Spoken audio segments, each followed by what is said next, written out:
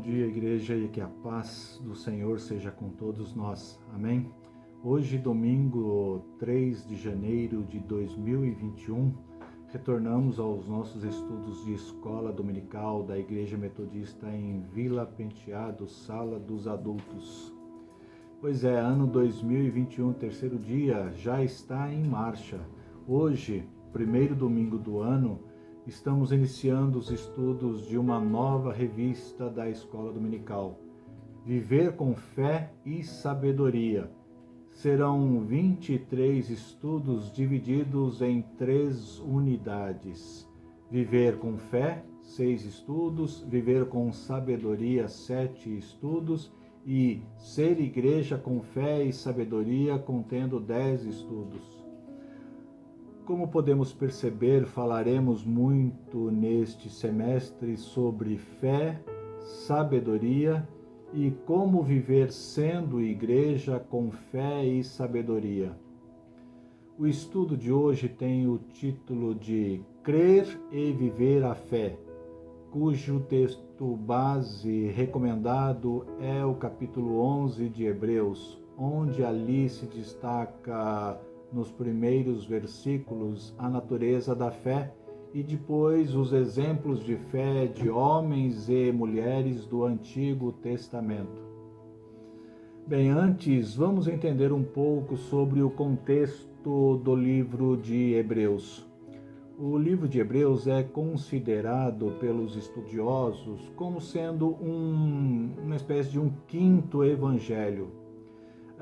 Enquanto Mateus, Marcos, Lucas e João trazem o que Jesus fez antes do seu sacrifício e ressurreição, Hebreus traz o que Jesus continua fazendo como sumo sacerdote a favor de nós, depois da sua ressurreição. O livro de Hebreus, cuja autoria não é identificada, foi escrito por alguém que conhecia muito bem as narrativas e o conteúdo do Antigo Testamento, pois há muitas referências feitas às circunstâncias relacionadas ao povo de Israel, profetas e os líderes da época. O livro de Hebreus foi escrito aproximadamente nos anos 70, muito provavelmente depois da morte de Paulo e Pedro, e em um período de forte perseguição que os cristãos estavam sofrendo. Muitos deles foram mortos enquanto outros fugiram para regiões afastadas, buscando lugares mais seguros. Vejamos, em Hebreus 10, 34, nós lemos uma referência à perseguição que o povo cristão estava sofrendo. O texto diz: porque não somente vos compadecestes dos encarcerados, como também aceitastes com alegria o espólio dos vossos bens, tendo ciência de possuirdes vós mesmos patrimônio superior e durável. Quando ele fala espólios de bens, cujos bens foram retirados deles à força. Hebreus 10, 34. Já em Hebreus 12, 4, nós lemos uma referência sobre a luta que ainda eles não haviam resistido como um sofrimento maior. Não tendes resistido um sofrimento maior ainda.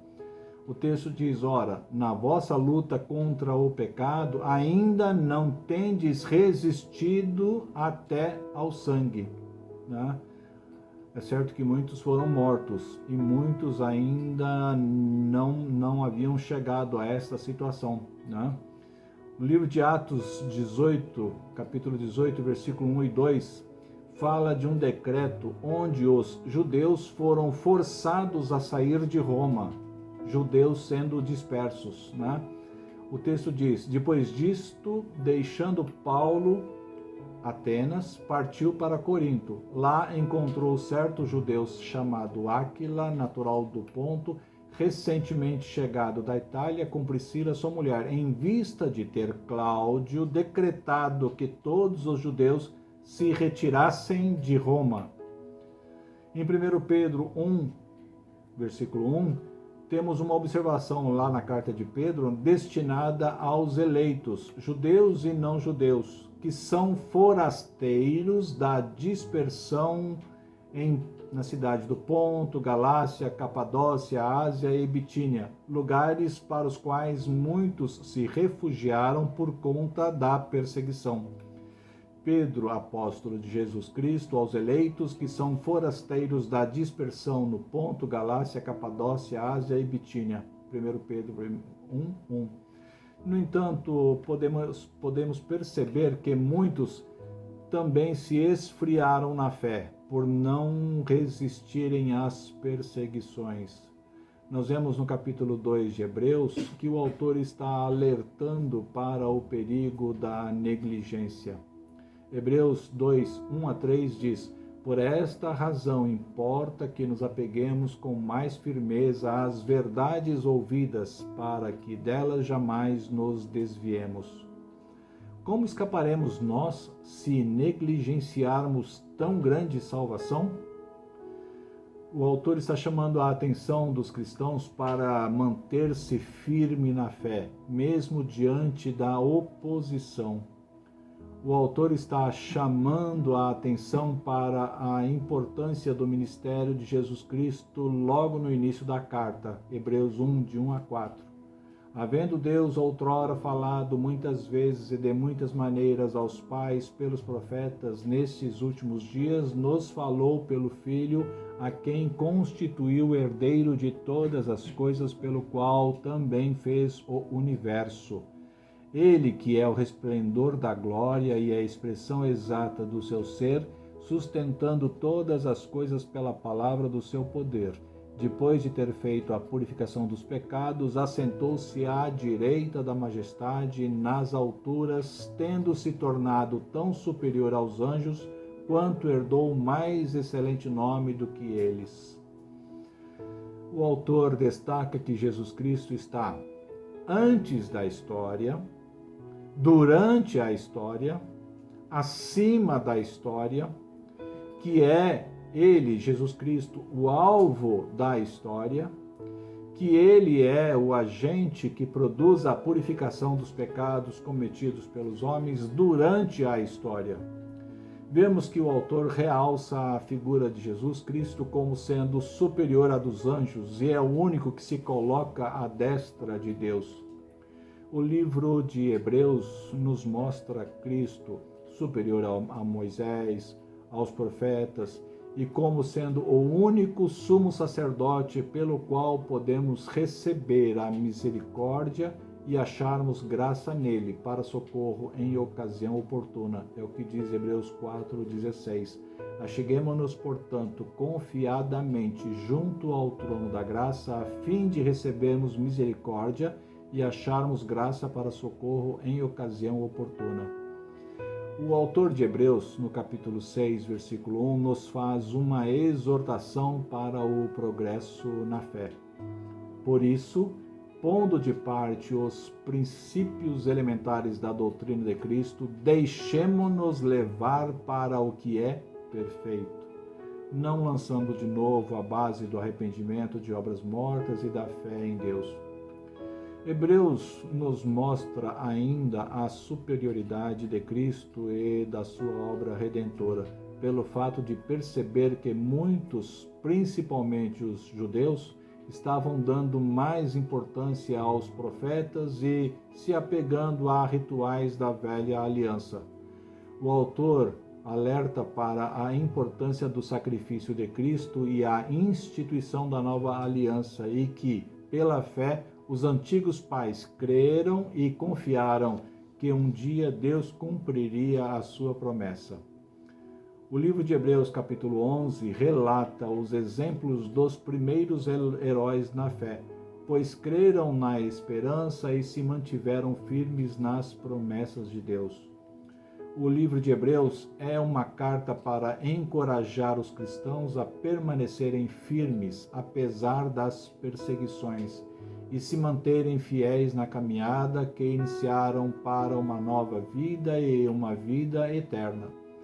Também é uma carta com a finalidade de reforçar a mensagem da superioridade de Cristo e que sua obra é suficiente e ela dá garantia de vitória.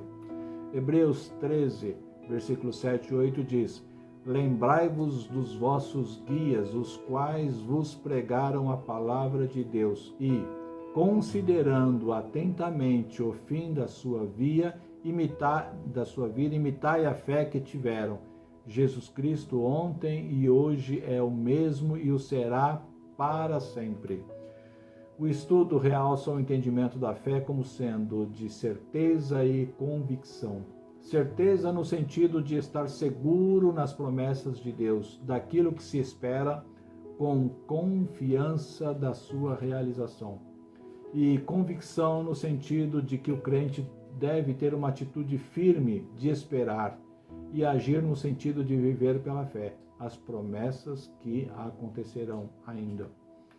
Assim, podemos entender que viver a fé está relacionado a viver um relacionamento de intimidade com Deus, ou seja, um relacionamento diário baseado em uma vida onde cada atitude de nossa parte deve refletir o que somos para glorificar o Pai.